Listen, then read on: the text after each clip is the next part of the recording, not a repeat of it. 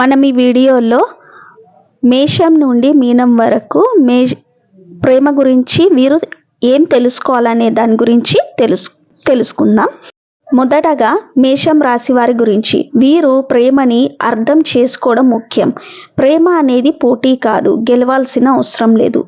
So వీరు ప్రేమని అర్థం చేసుకోవాలి. నెక్స్ట్ వృషభం వారు.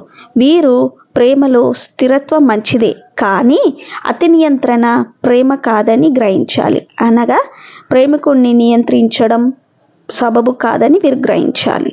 నెక్స్ట్ మిథున రాశి. ఆటలాగా ప్రేమిస్తే ఎప్పుడో మీరు కూడా ప్రేమలో పడతారు, దాని నుండి పారిపోవద్దు. సో ప్రేమను ఆటలాగా అనుకోవద్దు. నెక్స్ట్ కర్కాటకం వారు. మీ గుండెను అందరికీ ఇవ్వకూడదు.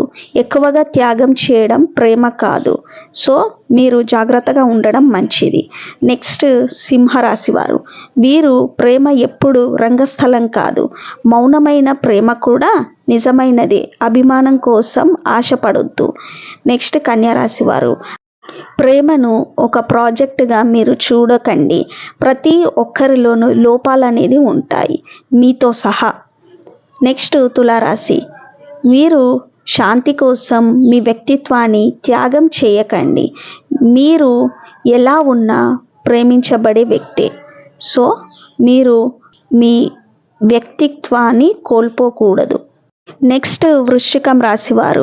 వీరు ఏం గ్రహించాలంటే ప్రతి సంబంధం అనేది పరీక్ష కాదు, నమ్మకం ఉచ్చు కాదు అని మీరు గ్రహించాలి. అది నిజమైనదే. నెక్స్ట్ ధనస్సు రాశివారు. వీరు ఏం గ్రహించాలంటే ప్రేమ స్వేచ్ఛను తొలగించదు. సరైన వ్యక్తితో బంధం కూడా ఒక ప్రయాణమే అని వీరు గ్రహించాలి.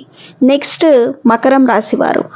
ప్రేమని సాధనలతో గెలవాల్సిన అవసరం లేదని వీరు గ్రహించాలి. సున్నితత్వంలోనే నిజమైన ప్రేమ అనేది ఉంటుంది. నెక్స్ట్ కుంభరాశి వారు. ప్రేమను విశ్లేషించాల్సిన సిద్ధాంతంలా చూడొద్దని మీరు గ్రహించాలి. అనుభూతులను అనుభవించాలి. నెక్స్ట్ మీనరాశి వారు. వీరు ప్రేమలో మిమ్మల్ని మీరు మర్చిపోవాల్సిన అవసరం లేదు. కల్పన కంటే గొప్ప ప్రేమకు మీరు అర్హులు. ఇదండి 12 రాశుల వారు గ్రహించాల్సింది.